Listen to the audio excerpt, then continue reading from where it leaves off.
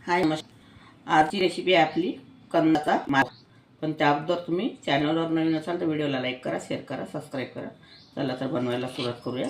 इथे मी 2 कंद वाफवून घेतले होते आणि त्याला मॅश करून घेतलेले आहे हातानेच। यामध्ये टाकायचे आहे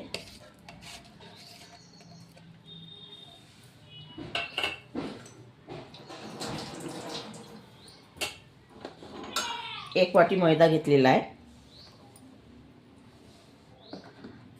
पाऊण वाटी रवा घेतलेला आहे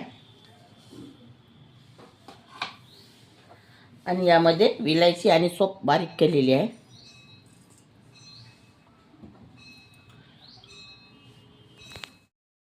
आणि 1 चम्मच साखर, चुटकीभर मीठ। याला आपल्याला दुधाने भिजवून घ्यायचं आहे।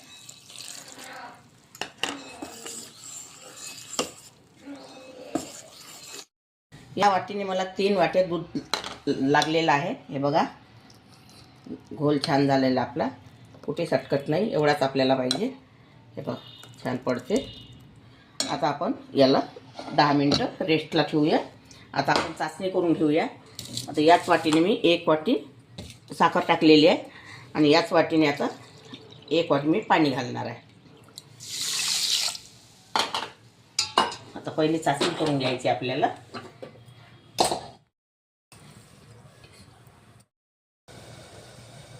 आता इथे चाचणी मांडलेली आहे, त्यामध्ये एवढे केसरचे धागे टाकत आहे। हे बघा, कलर येण्यासाठी। आता आपल्याला आता एकदम पाक नाही घेऊन घ्यायचा, आपल्याला फक्त साखर विरघळवायची आहे। यामध्ये 2 तारी 3 तारी असा पाक नाही करून घ्यायचा आहे। कलर आलेला आहे बघा। बघा आपला पाक झालेला आहे। एकदम पाक म्हणजे घट्ट नाही करायचा आहे, साखर विरघळलेली आहे, बुडबुडे आलेला आहे पाकाला बघा।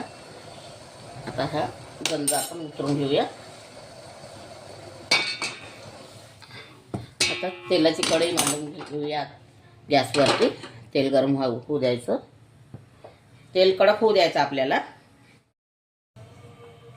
आता आपलं तेल गरम झालेलं आहे।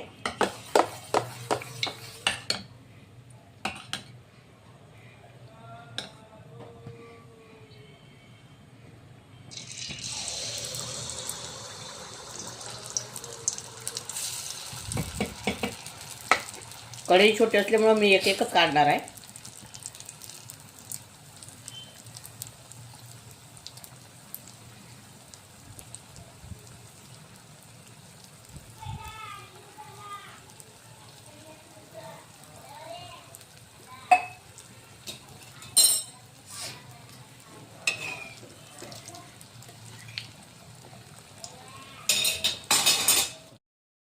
हे बघा, हा मालपुआ एक आपला तळून झालेला आहे।